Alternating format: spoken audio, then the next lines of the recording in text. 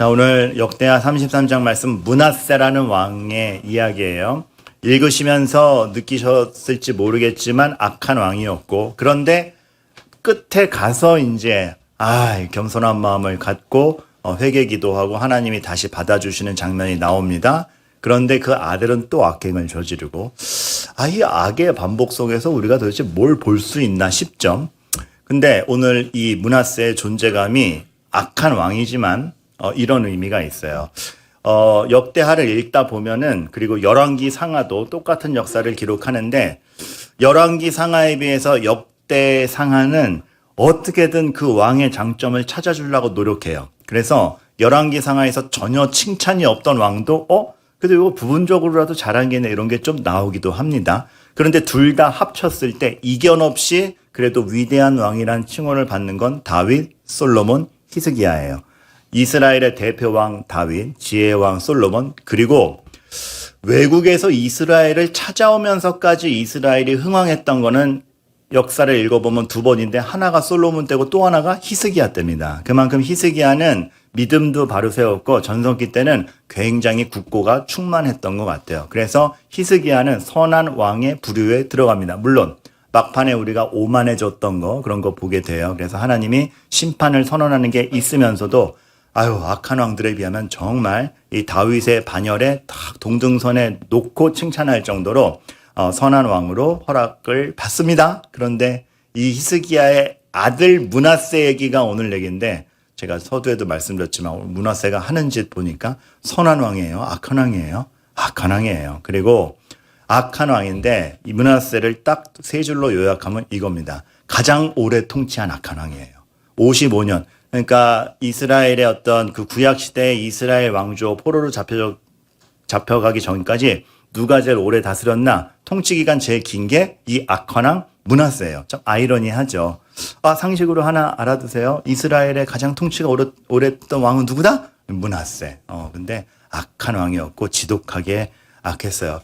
도대체 이 사람을 통해서 우리가 뭘 봐야 되나? 우리가 이런 역사를 반복해서 읽으면 마음에 좌절이 생겨요. 나도 지금은 잘하고 있지만 얘처럼 나중에 삐걱할지 어떻게 알아? 지금 우리 애가 지금 잘하고 있지만 이거 나중에 삐걱해서 이렇게 되는 거 아니야? 계속 읽으면 그 불안감이 생기죠. 근데 하나님은 지금 이 성경을 읽게 하면서 우리에게 불안감을 주려는 게 아니고, 그럼에도 불구하고 역사를 이어가시는 하나님의 포기되지 않는 손길을 보여주는 거, 여기에 여러분들이 초점이 맞춰줘야 됩니다. 그래서 첫 번째, 여러분들이 오늘 저랑 세 가지를 알아볼 거거든요. 하나는 하나님의 마음, 두 번째는 죄, 세 번째는 인생인데, 하나님의 마음을 먼저 알아야 돼요. 왜냐하면 사람만 보면 역대기는 실망으로만 읽게 돼요. 하지만 하나님의 마음을 읽을 때 우리가 기가 막히는 은혜를 보게 돼요. 자, 퀴즈. 오늘 1절에 나와요. 므낫세가 왕에 올라갈 때 몇 살이었다? 12세, 12살이었어요. 12세의 왕이 된 므낫세. 이게 기가 막혀요. 왜냐하면 성경을 아시는 분께서 대답해 주세요. 새로 오신 분들을 위해서. 므낫세의 아버지 히스기야가 아픈 적이 있는데 죽기 직전까지 한번 아팠어요. 그래서 너 죽을 거다라고 하나님이 선언하셨는데 히스기야가 간절히 기도해서 삶을 연장받아요. 몇 년 연장받죠? 15년. 그 시점이 정확히 언젠지는 모르지만 어찌됐건 히스기야의 전체 인생이 15년의 생명이 더 연장됐습니다. 여러분, 히스기야의 후계자가 몇 살에 왕이 됐다고요? 12세. 그러면 히스기야의 생명이 15년 연장이 없었으면 므낫세는 있는 겁니까? 없는 겁니까? 없는 겁니다. 하나님은 단지 히스기야의 생명을 기도를 듣고 연장시켰다 정도가 아니라, 그 개인의 탄원을 듣고 그래 좀 더 살아라, 이것이 아니라 므낫세라는 후계자가 있게 하신 거예요. 하나님은 사람은 늘 아둥바둥되고 부족하고 악하기도 하고 말도 안 듣지만 다윗의 자손을 통해서 구원자를 보내리라는 그 약속을 지켜내시기 위해서 하나님께서는 신실하게 행동하신다는 거. 여러분, 므낫세가 악한 왕이었다가 초점이기보다 그럼에도 불구하고 하나님의 약속은 방해받지 않는다가 더 초점입니다. 여러분, 이걸 먼저 보셔야 돼요. 하나님이 얼마나 우리 안에서 자신의 약속을 스스로의 은혜로 채워가시는지. 그 성경을 읽다 보면은 이런 생각이 들어요. 막 히스기야는 더 살고 싶어서 아둥바둥대고 15년 연장됐지만 히스기야는 더 살고 싶고, 근데 그렇게 나온 귀한 아들 므낫세는 악하고 자기 야망만 있고, 그렇죠? 그걸 읽는 우리 심정은 어때요? 이런 나쁜 놈 비난만 하게 되고. 그래서 이게 오늘 역대하 33장 같은 거 읽을 때쯤에는 뭐 은혜는커녕 마음이 엉망입니다. 히스기야는 더 살고 싶고 더 살려놨더니 실수하고, 그 아들은 야망이 있고 악하고, 그걸 읽는 우리의 마음은 불편해서 비판이 있고, 다 각자의 초점이 있을 때 여러분 이게 있는 겁니다. 하나님만큼은 자신의 약속을 이어가는 것에 관심을 두신다라는 겁니다. 므낫세가 있어서 남유다의 왕조가 이어졌고 난 그렇게 한다. 하나님만이 우리가 아둥바둥대고 하나님 안 쳐다보고 우리는 누군가 정죄할 때 하나님만큼은 약속을 이어가시는 것에 관심을 두세요. 얘들아, 내가 너네들에게 약속했고 여전히 은혜를 주고 난 너희들을 포기하지 않는다. 그게 우리의 하나님. 그러니까 우리도 비슷하잖아요. 나는 아둥바둥대고 있고 히스기야 더 살려달라는 것처럼 우리는 매주 살려달라 그러잖아. 나 이번 주에 명퇴당하면 안 되는데, 잘리면 안 되는데, 나 어디에 취직하지? 이 넥스트 스텝은 뭐지? 우리 애는 어떻게 되나? 사실 히스기야가 15년 삶을 연장해달라는 그 갈급함으로 우리가 매일매일 살지 않나요? 저만 그래요? 나 매일 간절한데, 내일이 어떻게 될지 몰라서. 그렇게 멋있지 않아요. 아둥바둥 돼요. 그런데 그런 저의 속도 모르고 우리 애는 자기 성적만 관심 있고 다 각 가정의 사정이, 얘는 부모가 얼마나 고생하는지도 모르고 어떻게 이기적으로 이렇게 자기 꿈만 있냐, 이런 섭섭할 때 있습니다. 므낫세 같아요. 그런데 주변에서는 이게 요구만 하죠. 집사님 그거 기도 안 해서 그래. 훈수를 둬요. 집사님 왜 그런 줄 알아? 기도 안 해서 그래. 집사님 이거 헌신 좀 하라니까. 왜 못해? 우리가 성경을 읽고 므낫세 비난하듯이 우리를 정죄하거나 우리에게 쉽게 훈수를 드는 사람이 너무 많아요. 지금 나는 바빠 죽겠는데, 우리 애 챙기기도 바쁜데, 집사님 리코더 불 줄 알잖아요. 챔버스 지원해. 왜 헌신 안 해? 왜 교사 안 해? 미치겠어요. 그런데 다 섭섭하고 나도 하나님 신경 못 쓰고 우리 애도 삐뚤어 가는 거 같고 막 미치겠는데, 하나님만큼은 약속을 이어가시는 것에 관심을 두십니다. 여러분 너무 실망하지 마세요. 여러분 너무 낙심하지 마세요. 하나님이 얼마나 초점을 맞추고 이 부족한 우리들을 통해서 우리를 보호해 가시고 우리를 통해서 자신의 약속 이어가는 은혜를 주시는지 모릅니다. 여러분 이 말이 좀 공허하게 들릴 수도 있지만 확신하세요? 정말 그것이 여러분의 마음에 이렇게 안착이 되세요? 이 하나님의 마음을 여러분들이 먼저 장착하시기를 바라요. 그래서 이제 연말이 되니까, 그리고 요즘에는 참 이렇게 이직이 많아요. 그리고 내가 원해서 옮기는 것도 있지만 느닷없이 그만두게 돼가지고 내년에 어떻게 하지? 이런 상황이 많으니까 질문과 기도 제목이 많이 오거든요. 근데 꼭 공통된 질문이 목사님 이거 내 욕심이랑 내 편안함에 따라 이직하는 거 아닌가요? 이 고민이 오거든요. 근데 여러분 하나님의 마음을 아셨으면 좋겠어요.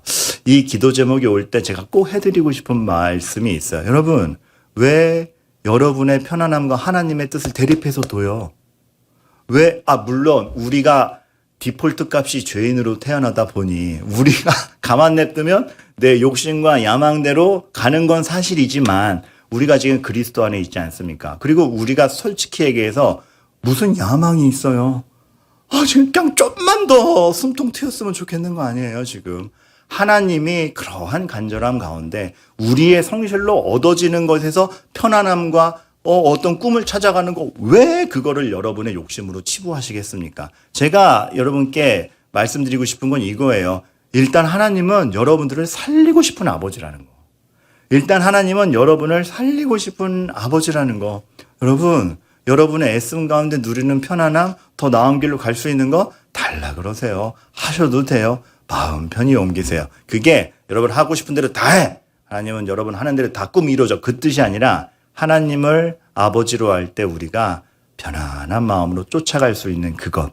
므낫세의 악행 가운데에서도 이스라엘을 멸망치 않고 끌고 가시는 하나님이 여러분이 기도하며 아둥바둥 될 때 얼마나 더 해주고 싶은 아버지입니까? 여러분, 하나님을 제발 아버지로 대하세요. 거래처 사장처럼 대하지 마시고, 우리가 기도할 때 하나님을 아버지로 대하고 기도하지 않고 거래처 사장처럼 대해요.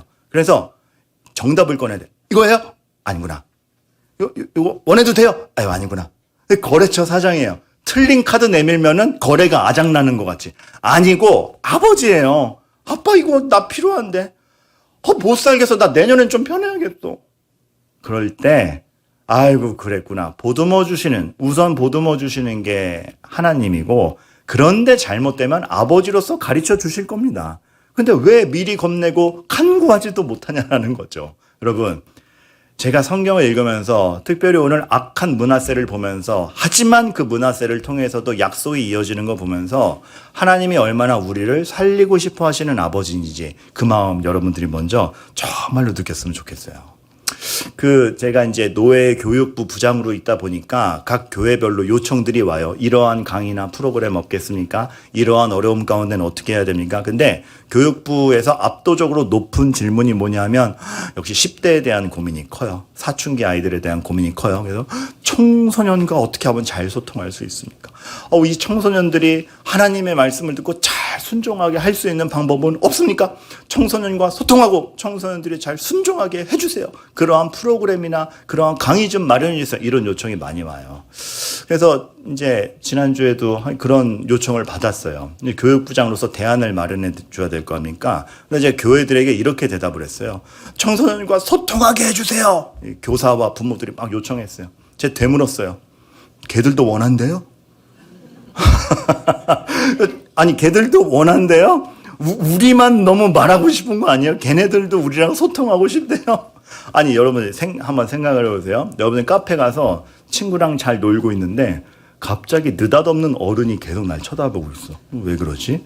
되게 관심 있는 눈빛으로 쳐다보고 있어. 그러더니 갑자기 우리 테이블로 커다란 조각 케이크 하나 딱 왔어. 이거 웬 거예요? 저쪽에 어르신이 소통하고 싶다 그래서 보내셨습니다. 왜요? 등골이 오싹하지 않아요? 행간이 있고 관계가 있어야 되고 나도 원해야 돼요. 아니, 우리가 어쩔 때는 너무 우리 입장만 생각하는 거 아닙니까? 제가 교회에 물었어요. 걔네들도 원한대요? 걔는 내버려두기 원하는 거 아니에요? 물론 교회가 원하든 원하지 않든 가르치는 입장에서 소통하고 순종하게 해줘야 되지만 그 입장 헤아리지 못해요. 그리고 순종하게, 아이를 진짜 위함인가 아니면 내 말이 먹혀야 돼 이걸 위함인가? 제가 솔직하게 물었어요. 애들 위함이에요? 선생님들 위함이에요? 순종하게 해주세요. 요것도 애들이 어떻게 하면 하나님 말씀을 듣고 순종을 할까요? 제가 되물었어요. 교회들에게 이렇게 답장을 했어요. 애들이 순종하면 좋겠습니까? 근데 솔직하게 여쭐게요. 순종하면 누가 편해져요? 여러분 편하려고 그러는 거 아니에요? 그러니까 여러분 생각해보면 듣고 순종한다. 물론 순종하는 아이 자체에게 유익이 있겠죠. 하지만 그 욕구 근저에는 솔직히 뭐가 있어? 제발 내가 딱 말하면 알아듣고 배우고 순종해서 나 좀 편하자. 이게 있어요. 솔직하게. 우리가 이 어떤 그 행간의 중심에 정말 상대방이 있나? 상대방이 딱 알아듣고 순종하게 해주세요라는 우리 자식이 너 내 말 들어. 이게 정말 자녀를 위함인가? 나 편하려고인가? 저도 그런 생각 많이 해요. 설교 딱 하면 설교 끝나자마자 눈물을 다 같이 흘렸으면 좋겠어요. 아무도 안 흘려요. 근데 그게 나 편하고자 하면 나 설교 잘했다. 은혜 있다. 아이고 이제 뭐 걱정 고민 없다. 다 은혜 받았으니까 이제 시키기만 하면 되겠다. 아니요. 말씀에 반항도 있고요. 어렵게만 해서 못 알아듣는 것도 있고 또 설명해야 되고 오해된 건 풀어야 되고 편하지 않아요. 근데 결국 은혜를 주시옵소서라는 제 기도가 혹시 하나님이 물으시는 것 같아요. 너 편하려고 그러지. 성도들은 너한테 따지고도 싶고 이해 안 되는 건 묻고도 싶고 넌 그 질문 받아내고 오해한 거는 오해 풀어야 되고 잘못 설명한 건 다시 얘기해야 되는데 너 편하려고 은혜 달라는 거 아니야? 왜 이 생각이 들었냐면 여러분 하나님은 므낫세를 그렇게 대하시지 않았기 때문에 그래요. 오늘 보니까 므낫세는 55년을 통치하는데 거의 악하다가 막판에 정신 차려요. 하나님은 므낫세가 말 안 듣는 것에 대해서 너 말 안 들어? 강압적으로 밀어넣고 강압적으로 말 듣게 하고 순종하도록 로봇처럼 조종하지 않으셨어요. 그럴 능력이 있음에도 불구하고. 아담과 하와가 선악과 먹으러 갈 때 전원 끌 수도 있었어요. 생명을 만드신 하나님께서 잠깐 기절시키는 거 아무것도 아니에요. 먹게 하세요. 아니, 먹게 하신, 막 등을 떠밀었다는 얘기가 아니라, 먹는 그것을, 이렇게 억지로 땡기지 않고 그 자유를 끝까지 인정하시고 그 실수를 만회하기 위해서 본인이 죽으세요. 그러니까 본인이 죽을 거를 각오하면서까지 우리의 인격을 망가뜨리지 않아요. 그렇게 지금 므낫세도 대하고 계신 거예요. 문제가 안 생기는 게 목표일까요? 순종. 문제 안 생기는. 여러분, 문제가 안 생기면 안 생겨요. 하지만 아무런 성장도 의미도 없습니다. 문제가 안 생기는 게 목적이 아니라 하나님의 사람이 돼가는 게 목적인 거예요. 그러면 하나님의 사람이 돼가는 데는 문제도 도드라지고 반항도 있고 싸움도 있다가 깨달음이 있어서 되게 힘들어요. 그래서 사랑은 오래 참고고 바울은 인내하라 그랬고 선을 행하다가 낙심하지 말라 그랬어요. 순종. 쉽게 오지 않아요. 그런데 하나님도 므낫세를 쉽게 굴종시킨 게 아니라 기다려 주셨어요. 근데 우리 서로 간에 어떤 인내와 사랑과 서로의 인격성을 보장하고자 하는 노력이 있습니까? 매우 진노하세요. 오늘 읽어보면 매우 진노하세요. 우상을 섬기는 걸 보면서 매우 진노하시는데 바로 치지 않고 지켜보세요. 그리고 심지어 바벨론에 끌려갈 때 옳지 이제 얻어맞는구나 싶지만 바벨론으로 보내신 것도 깨닫게 하기 위해 보내신 거고 와서는 복권시켜 주세요. 하나님의 마음은 누구보다도 우리를 위한 진심이구나. 그것이 내 인생에 있다라고 한다면 내가 방치되지 않았고 지금 내가 당하는 일이 하나님 손안에 있고 그래서 잘못되지 않은 것을 확신하며 인내할 수 있는지 좀 그거 보고 싶은 거죠. 탕자가 그렇잖아요. 탕자의 비유가 보면 볼수록 주옥 같은 게 가출하지 않는 것이 목표였어요. 그 탕자 아버지의 목적은 가출하지 않는 게 목표가 아니었어요. 탕자가 좋은 아들이 되는 게 목표였어요. 아버지와 아들의 관계가 있고 좋은 아버지요 그 아버지를 알아보는 좋은 아들이기를 원했어요. 처음에 근데 그걸 모르죠. 그러니 방황하죠. 우리 인생이 그래요. 여러분 가출을 시키라는 얘기가 아니라 가출 조장 설교가 아니라 여기서 이제 두 부류일 거예요. 목사님 그럼 애들 가출시켜도 된다는 얘기예요? 한 부류 아싸 나 오늘 나가야지. 지금 두 부류인데 그게 아니라 최선을 다하고 최선의 호의를 베풀고 정말 가르쳐도 튕겨나가는 게 인간이잖아요. 아무리 좋은 대우를 받아도 반항심이 생기는 게 우리고 내 맘대로 하고 싶은 게 우리잖아요. 해버리고 마는 가출. 그리고 가출해서 알아요. 잘못했구나. 근데 그 잘못한 기간마저도 날려먹지 않으시고 기다리시며 돌아왔을 때 의미 있는 시간으로 바꿔주시는 게 하나님이라는 겁니다. 그래서 탕자에게 가출을 안 시켜서 집에 묶어두는 게 목표가 아니라 가슴 저리지만 튕겨나가는 걸 지켜보시지만 굳건히 지키시죠. 그래서 탕자가 가출한 것이 낭비된 시간이 아니라 탕자가 깨달아요. 무엇이 나를 기쁘게 하는가? 돈이 아니었다. 아버지 없는 자유가 아니었다. 아버지가 필요하다. 돈보다 아버지가 필요하다. 아는 거잖아요. 가출이 나를 망하게 하진 않는다. 왜? 아버지가 있어서. 아버지의 존재를 알아요. 그게 허용돼서 아버지의 존재를 안다라는 그 신묘막측함이 므낫세의 악행이 악행으로 끝나지 않도록 하시는 하물며 기도하며 예배에 나오시며 정말 간절히 절절 매시는 여러분들에게 하나님이 어떤 마음으로 대하실지 확신하라는 게 오늘 므낫세의 이야기를 읽으면서 여러분들이 누려야 되는 은혜인 겁니다. 나도 므낫세처럼 되면 어떡하지라는 불안이 아니라. 그리고 탕자의 비유가 더 주옥 같은 건 뭐냐 하면 웃긴 건 집에 있던 형도 문제던데요. 가출하는 형도 문제가 있었다라는 거예요. 나가냐 안 나가느냐 문제가 아니라 집에 있던 형도 겉으로는 순종의 모습이었지만 아버지를 똑같이 오해하고 있었고 그 태도에 문제가 있었습니다. 하나님의 목적은 지금 곁길로 가느냐 안 가느냐 더 크게 너희가 아버지인 나를 알아보고 정말 참소망이 어디에 있는지를 알기를 바라며 그거 알 때까지 난 너희를 포기하지 않는다. 여러분, 여러분을 보고 실망하고 환경을 보고 실망할 때 이 하나님의 은혜 꼭 기억하시길 바랄게요. 두 번째는 죄입니다. 그러한 하나님의 은혜 가운데 우리의 죄는 늘 도드라지게 나와요. 그래서 정말 이 죄를 탈피하여 하나님에게 시선을 맞출 수 있어야 돼요. 오늘 므낫세를 보면 그 죄들이 강렬한데 여러분 다 우리에게 있는 죄입니다. 3절 그의 아버지 히스기야가 헐어버린 산당을 다시 세우며 굳이 얘기하죠. 아버지 히스기야가 헐어버린 산당을 다시 세우며 아버지가 그렇게 하나님께 순종하며 다시 예배를 회복했는데 그걸 굳이 다 망가뜨리고 옛날에 악한 것을 다시 들여오는 여러분 므낫세 마음이 한편 이해되지 않아요? 나 우리 아버지 질려. 맨날 하나님이야 맨날 교회가. 나 이제 그렇게 안 해. 밥 먹을 때 허리 펴고 먹으래. 6시에 일어나래. 여러분 이게 그냥 예를 들은 겁니다. 뭔가에 질려 있는. 근데 그게 딱 그런 규칙뿐만 아니라 아버지의 삶의 방식에 어머니의 삶의 방식에 난 저렇게는 안 해. 지겨워 하는 거 상처로 남아 있을 수 있어요.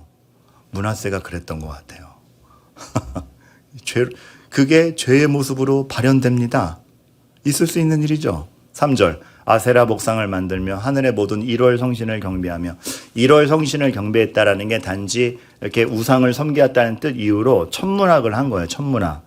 그래서 별을 보고 계절의 바뀜을 알고 농사 지을 때를 알고 그래서 실제 1월 성신을 섬기며 계절의 바뀜을 보면서 이게 농사 짓는 법을 개발시키니까 풍요가 오잖아요. 그런 것이었거든요. 그러니까 여호와 하나님 맨날 거룩하라 하는 하나님보다 풍요의 신 1월 성신을 보고 경배하는 제사장들을 따라가는 게 먹고 살기엔 훨씬 유리한 거예요.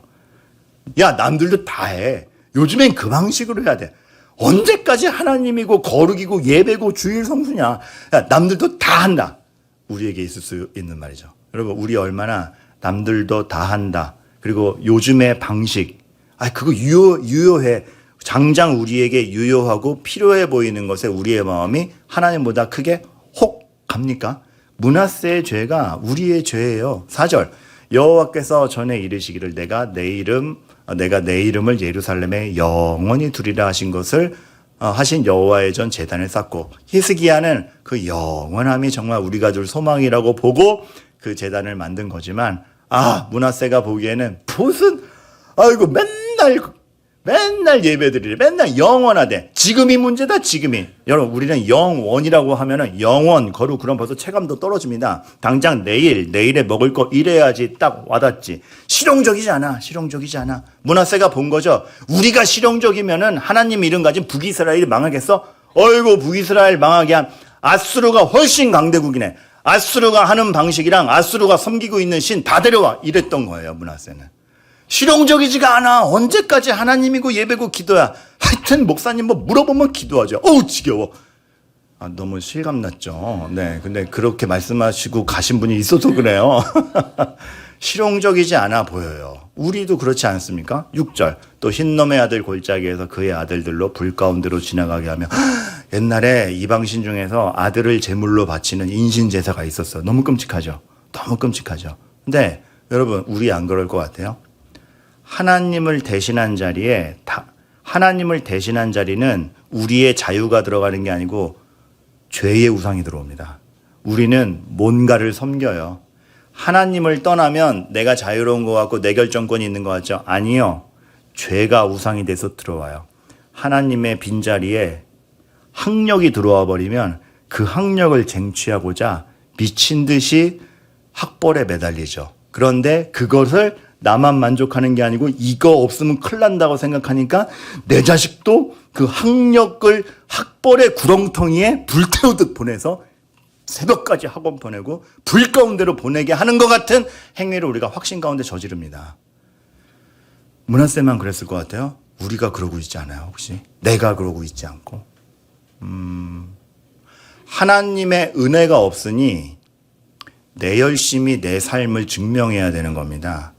근데 그 스펙을 쌓고 학벌을 세우고 힘을 얻고 돈을 모으는 내 열심이 내 인생을 보장한다라고 할 때 아들도 불 가운데 보내는 열심까지도 확신 있게 하는 우리 그래요.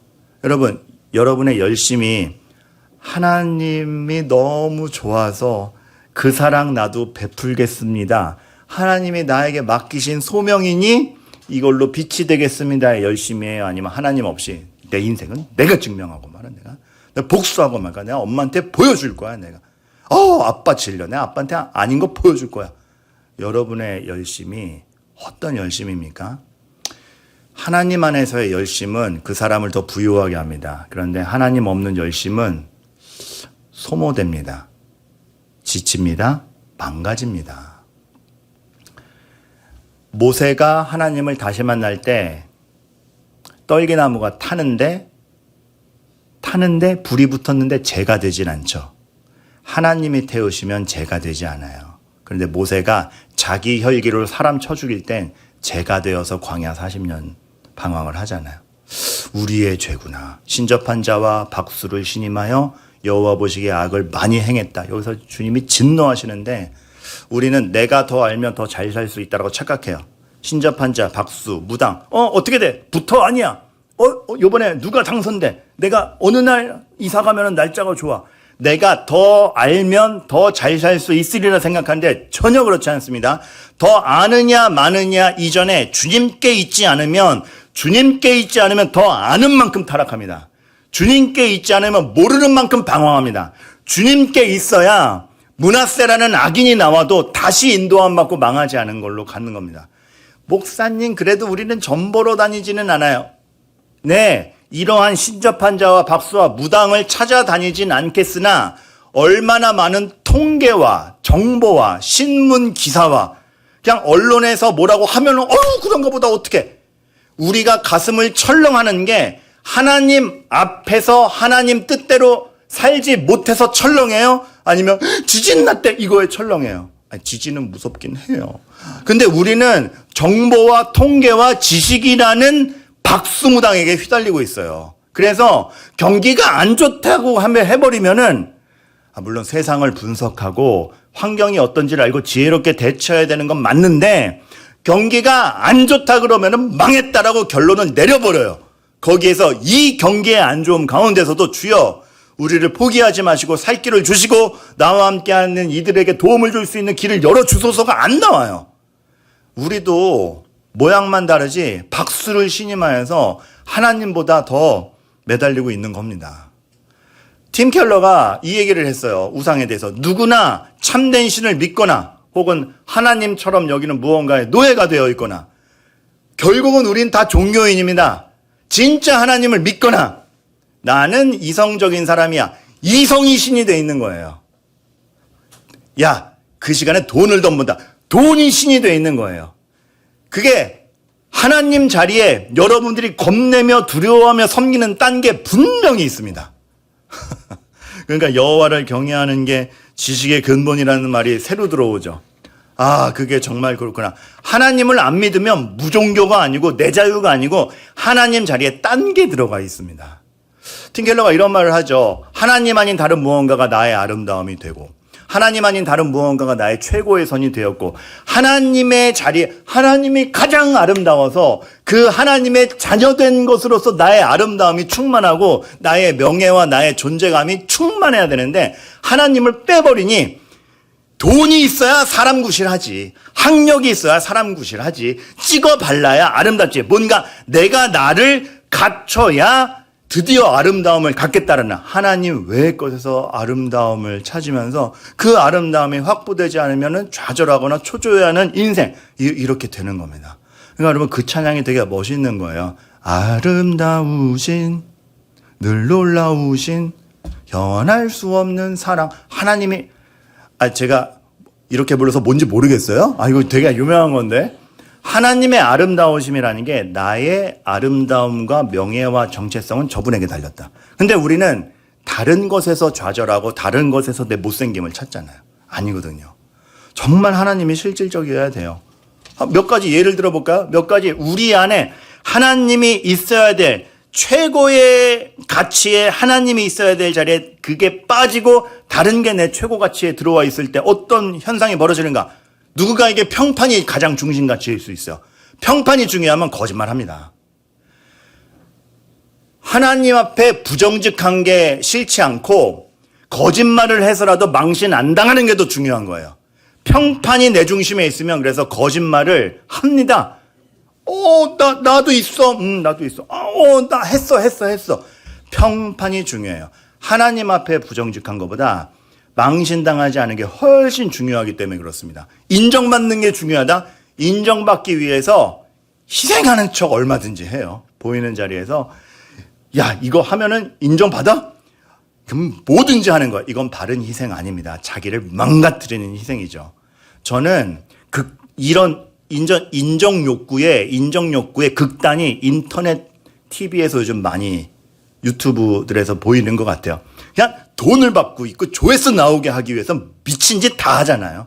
길거리에 가서 비정상적인 짓, 머리 빵빵 밀면은 돈 쏴줄게 바로 밀고, 저 옆 사람 가서 시비 걸어, 옆 사람 가가지고 주먹질하고 오면 1,000원 줄게 주먹질 하고 오고 길거리에서. 그게 무슨 희생입니까? 그러니까 되게 이상한 자기 욕구에서 중심 못 찾는 시대가 돼 있는 거예요. 이런 것도 생각해 볼 수 있어요. 인정이 중요하면요. 인정이 중심 가치로 있으면 나를 인정해 주는 사람의 악행이 눈에 보이지 않아요. 하나님이 중심에 있으면 아무리 나를 인정해 주는 사람이라 할지라도 네가 내 편인 건 알겠지만 너 그거 잘못된 거야. 가슴이 쓰라리지만 그 말 할 수 있어야 되거든요. 그로 인해서 네가 나를 떠나고 나를 인정해 주는 한 사람이 나랑 멀어지는 게 가슴이 아프지만 잘못된 건 잘못된 거야. 근데 하나님 자리에 인정 욕구가 있어버리면은 나를 인정해 주는 사람의 말은 다 맞아 보여요. 자기도 속아요. 이렇게 헛갈리고 있지 않은지. 주님은 나사로의 무덤 앞에서 우시는 분입니다. 우리의 슬픔 아시는 분이고 우리 슬플 거라고 하시는 분이고 그 슬픔을 위로해 주시는 분이에요. 근데 여러분 한번 여러분들의 중심가치에 뭐가 있는지 체크하는 의미에서 이렇게 생각해 보세요. 슬픔은 당연해요. 되려 그러던 게 안 되면 슬퍼요. 기대했던 게 안 되면 슬퍼요. 근데 그 슬픔이 슬픔 정도가 아니고 절망이 된다면 끝났어. 이만큼 돈을 벌기로 돼 있다가 못 벌었어. 간발의 차이로. 목사님 이거 놓쳤어요. 아이고 얼마나 안타까워요. 코앞까지 왔는데 다음에 잘 될 거예요. 이 정도면 괜찮아요. 하나님이 저 돈을 회수하지 못하더라도 이끌어 가시는 걸 봅시다. 근데 그 정도면 괜찮은데 그게 절망이 된다. 이 돈 없으면 난 끝나요. 인생 허무하네. 하나님도 소용없어. 이 돈 없으면 난 끝나요. 이렇게까지 되면 그 돈이 신이었던 겁니다. 그렇게 되어 사람은 그러지 말라가 목표가 아니고 그렇게 될 때 이거 나한테 우상이었구나. 빨리 하나님께로 돌아가자라는 경책으로 삼아야 됩니다. 우리 겉보기에 돈 어떻게 다뤄요? 일 어떻게 다뤄요? 자녀 어떻게 다룹니까? 성 어떻게 다룹니까? 우리가 굉장히 휘둘리기 좋은 거 4가지만 한 건데 여러분 돈 어떻게 했습니까? 하나님의 마음으로 주신 돈을 정말 유용하게 쓰느냐 아니면 돈의 노예가 되어 있느냐. 중심가치가 하나님이 중심가치여서 돈을 주신 건 아는 것과 돈이 중심가치가 되어 있어서 돈의 노예가 되는 인생은 다릅니다. 둘 다 돈을 쓰고 있지만 정말 내 가정을 책임지고자 하는 사랑으로 일을 해요. 일의 노예가 돼서 이거를 놓치면은 나는 가장의 권위도 없고 아무 쓸모도 없는 인생과 돈의 일의 노예가 되어 있어요. 자녀가 하나님이 맡기신 긍휼의 대상이에요. 아니면 여러분의 만족을 대신 짊어져야 되는 여러분들의 소유물이에요. 자녀가 신이 되어 있어요. 그래서 그 신을 통해서 모든 만족을 둬야 되기 때문에 자녀의 실패가 막 미치겠는 거예요. 아니요. 하나님이 이 자녀를 책임진다는 걸 위로해야 될 때 어느새 자녀가 신이 돼서 실패한 걸 못 참는 걸 보고 있다라면 정말 교회와 그리스도의 관계가 부부관계로 표현될 만큼 그리고 번성할 수 있도록 하나님은 성을 주셨는데 우리 욕망의 성의 즐거움이 최고야. 그래서 내 욕망의 도구로만 쓰고 있지는 않은지 심증을 체크해 보세요. 그러니까 예를 들어 드릴게요. 인정이 중요하면 권력 포기합니다. 사람에게 인정받는 게 중요하면 그럼 나 이거 포기하고 니네들한테 갈게. 나 잘했지. 이렇게. 근데 권력이 중요하면 니네 필요 없어. 나는 저 권력의 자리가 중요해. 인정 포기하는. 중심 가치가 뭐냐에 따라서 삶이 이렇게 돼요. 근데 여러분 인정이에요 권력이에요를 묻는 게 아니라 하나님이 가장 중요하면 인정받으나 정말 하나님의 사람으로서 그 변화된 자아가 주변에 인정받을 수밖에 없는 덕을 풍기는 것이고 정말 하나님 앞에 올바로 선 사람이 하나의 결정을 해도 바른 결정을 하니 그에게 힘이 가는 것이고, 하나님이 중심가치에 있을 때 하나님만으로 충분하기 때문에 세상에 호응이 없어도 저는 만족합니다. 권력을 탐하지 않고 인정에 휘둘리지 않아요. 여러분의 중심가치는 무엇이냐를 전 너무 묻고 싶은 거예요. 여러분 한번 생각해 봅시다. 무엇이 우리를 휩쓸어가고 있는지. 그런 가운데 인생, 하나님은 그 죄에 휩쓸려가는 므낫세를 그래서 너는 죄에 휩쓸려갔지 끝, 이게 아니라 그 므낫세를 끝까지 이끌어가는 게, 그러니까 우리 인생이 그 하나님의 손길 가운데 있는 게 너무 중요한 거죠. 바벨론에 잡혀가요. 망신당해서 잡혀가요, 므낫세가. 그리고 돌아오죠. 그때 크게 겸손했다고 해요. 탕자가 돌아올 때 아버지를 크게 여긴 것처럼 오만방자하게 살았는데 이게 아니구나. 바벨론에 가서 정말로 그 고난 가운데 그 하나님이 정답이었구나를 크게 아는 거죠. 타락만큼이나. 참 그게 감사해요. 넌 타락했으니까 다 시간 낭비했어. 너 이제 가질 은혜가 없다가 아니라 돌아오면, 하나님을 알아보고 돌아오면 타락의 깊이만큼 사랑을 알게 하세요. 크게 겸손하게 하시는 이 하나님의 손길 너무 감사하지 않아요? 여러분이 주님께 돌아오면 낭비된 시간이란 없는 겁니다. 그거를 알아야 돼요. 그래서 왕위에 다시 앉히시죠. 그러니까 므낫세가 드디어 여호와가 진짜 하나님이었는 줄을 아는 거예요. 근데 여러분 여기서 오해하지 마셔야 될 게, 다시 왕이 되니까 아이고 하나님이다가 아니고, 므낫세가 50여 년 방황했는데 그래도 날 버리지 아니하시고 참으시고 하나님께 회개했더니 대부분 막 살다가 한 번 회개 기도했는데 나를 회복시키시는 이 하나님. 권력에 항복한 게 아니라 자비에 항복한 거예요. 하나님이 우리를 다루시는 방법입니다. 여러분들이 누군가에게 베풀어야 될 덕목입니다. 그리고 또 하나 중요한 건 뭐냐 하면, 자기 아버지 히스기야 때 하나님이 심판을 선언하잖아요. 근데 당장은 아니겠지만 네 다음 때에 바벨론으로 옮긴 바 된다.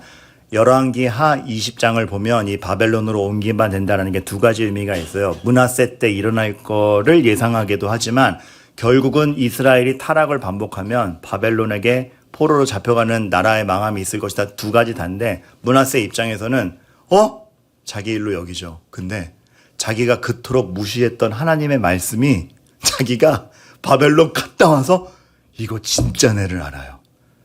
내가 무시했던 그 하나님은 역사를 주관하시는 하나님이었구나. 우리 인생을 통해서 여러분 하나님이 이거를 깨달아 가시게 할 겁니다. 하나님이 진짜구나. 내 삶을 주관하고 계셨던 분이구나. 그래서 내가 정말 하나님을 최고의 중심가치에 두고 살아도 살고 이 세상을 조망하고 예수 그리스도 안에서 믿음 가운데 있어야 되겠구나. 여러분 그리스도 안에서 화이팅. 진짜로. 이게 신앙이 이래서 중요한 거구나. 근데 마지막 반전.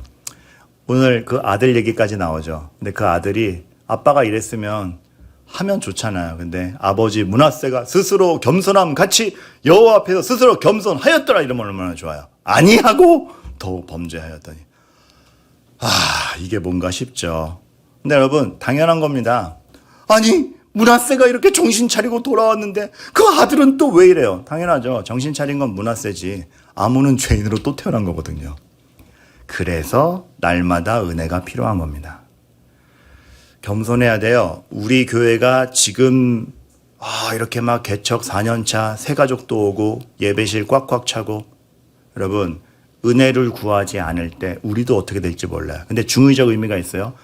우리 교회도 허물어지는 것 같을 때가 올 때 이제 망했구나가 아니고, 그래도 하나님은 포기하지 아니하셨으니 하나님께 기도하며 나아간다. 근데 이게 이스라엘의 역사와 교회의 역사일 뿐만 아니라 여러분 개인의 역사. 여러분 개인의 역사. 지금이라도 돌아가면 하나님은 다 회복시키시는구나. 거기부터 시작이구나. 오늘 제목이 왜 나는 간증이 없지? 왜 나는 간증이 없지? 므낫세 같아. 막 살았어. 나는 하나님 만난 간증이 없어. 뭐 기도한다고 되는 것 같지도 않아. 여러분 간증이 있는 사람 부러워하지 마시고, 왜 간증이 없냐 하면 삶은 한 번 톡 튀는 간증 경험으로 완성되지 않아요. 간증이 있을 때가 있는가 하면 히스기야가 잘 나갈 때가 있는가 하면 므낫세 같이 망할 때도 있는 거예요. 그런데 그 두 개가 합쳐져서 이스라엘 역사가 완성돼요.